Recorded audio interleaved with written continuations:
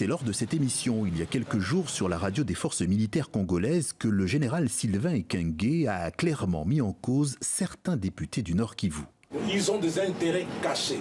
Ce sont ces députés-là qui entretiennent des groupes armés. Ce sont ces députés-là qui sont des connivences avec les ADF ici. Allusion aux forces démocratiques alliées des rebelles ougandais impliqués dans le massacre de civils dans la zone. Piqués au vif, les parlementaires locaux ont réagi assez rapidement pour balayer ces accusations. Nous n'avons pas d'immunité, nous sommes là, nous sommes libres et personne de nous a été arrêté pour dire que non, voilà, il y a un tel député qui est de mèche avec les groupes armés. Des parlementaires qui renvoient donc la balle dans le camp des militaires en pointant surtout du doigt l'échec d'un état de siège qui dure depuis plus de 3 mois en Ituri et au Nord Kivu.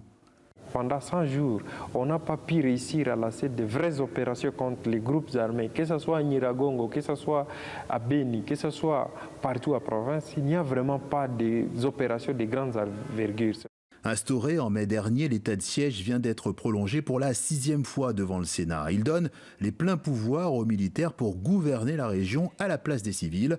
Le bilan est mitigé, l'armée communique régulièrement sur ses succès et la reddition des rebelles. Mais sur le terrain, les massacres de civils continuent.